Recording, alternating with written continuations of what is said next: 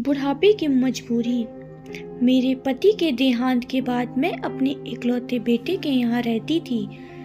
मेरी बहू का एक अलग ही रूप मुझे देखने मिला, साथ ही बेटे का भी। दोनों के मन में क्या है मैं अच्छे से जानती हूँ। वो चाहते हैं कि मैं वृद्ध आश्रम चली जाऊँ। उनके जाने के बाद मुझे ये सब देखना और सुनना पड़ेगा, इसका मुझे अंदाजा भी नहीं था।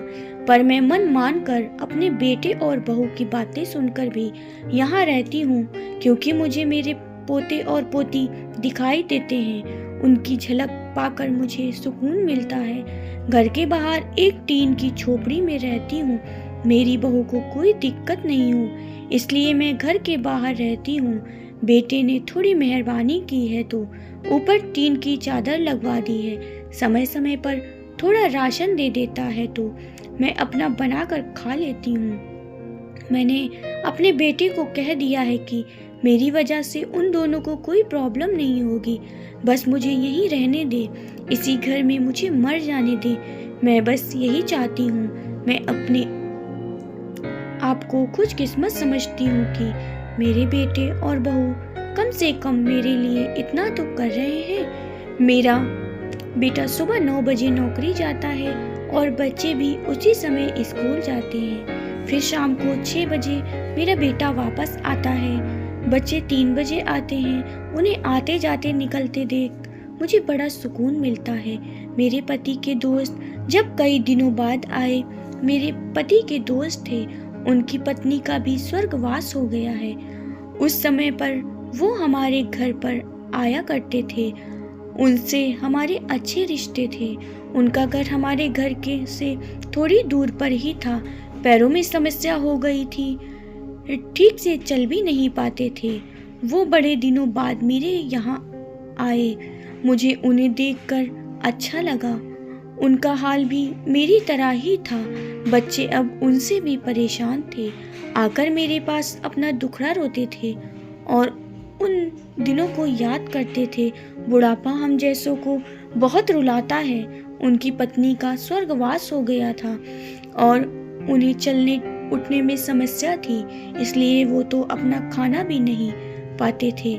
मेरे पास आए तो मैं समझ गई कि ये इतनी मुसीबत में चलकर अपने पुराने दोस्त के यहाँ चाय और खाने की चाह में ही आए होंगे। उनकी भी अपनी मजबूरी थी। वो आए तो मैंने उनके लिए खाना बनाया और उन्हें खिलाया। मना कर रहे थे नहीं खाना, लेकिन मुझे पता था कि उनको भूख लगी है। बहू ने खाना नहीं दिया।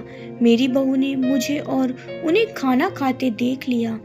वो कुछ भी ना बोली। ऐसे ही वो यहाँ 2-3 बार आए। जब भी वो आते मैं उन्हें खाना खिलाती।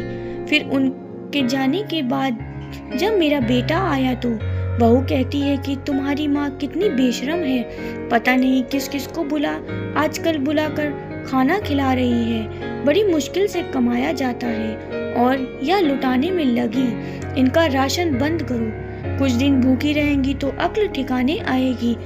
मैंने कहा कि मैं अपने हिस्से का उन्हें खिलाती हूँ, तुम्हारे पिता के पुराने मित्र हैं। फिर भी बहू का उल्टा सीधा बोलना शुरू रहा। घर के बाहर रहकर इनको आज़ादी मिल गई है, पता नहीं क्या क्या करती हैं। बेटा भी बोला कि कुछ दिन भूखा ही रहने दो इन्हें। मुझे मेरे बेटे ने घर के पीछे सीढ़ी के पास ले जाकर बिठा दिया। कहा कि अब यहीं बैठो। मेरे तो अब आंसू भी सूख गए थे। अगले दिन मुझे खाना नहीं मिला। मेरे टीन के उस छोटे से कमरे को बहू ने तोड़ दिया। तब मुझे लगा कि अब मैं गलत कर रही हूँ। एक दिन पूरा भूखा रहने के बाद मैंने सोचा कि मैं गलत कर रही हूँ। मुझे अब अपने बेटे के यहाँ नहीं रहना चाहिए और शायद गलती भी मेरी है। मेरी ही परवरिश में कोई कमी रही है, तभी तो ये परिणाम आया। अगली सुबह मैंने अपने बेटे को कहा कि मुझे वृद्ध आश्रम छोड़ आ। अब मैं तुम दोनों को ज्यादा परेशान नहीं करना चाहती। बहू ने कहा कि एक दिन भूखी रही तो अक्ल ठिकाने आ गई ना। बेटे के चेहरे पर भी अजीब सी खुशी थी। जल्दी से तैयार हो गया मुझे छोड़ने के लिए। बहू कह रही थी कि आज की छुट्टी ले लो, यहीं आसपास मत छोड़ आना, कहीं 3 दिन में वापस आ जाए। मैंने अपनी बहू से कहा कि बेटी चिंता मत कर, मैं अब नहीं आऊंगी। मैंने अपने पोता पोती को गले लगाया। मुझे पता था कि अब मिलना नहीं हो पाएगा। बेटे को भी चाहती थी कि एक बार जी भर के गले लगा लूं, लेकिन वो बोला चलो जल्दी करो। मैंने बहू को कहा कि बेटी अपना ध्यान रखना। मेरा बेटा मुझे छोड़ आया। वहां आकर मैंने देखा कि मेरी तरह कई हैं। थोड़े दिन उदास रहते हैं, फिर सच को स्वीकार कर लेते हैं। मैं अब यहाँ खुश हूँ, कुछ काम भी करती हूँ। मैं चाहती हूँ कि ऐसा कहूँ कि ऐसा किसी के साथ ना हो, लेकिन ऐसा कब तक किससे साथ हो जाए कोई बता नहीं सकता।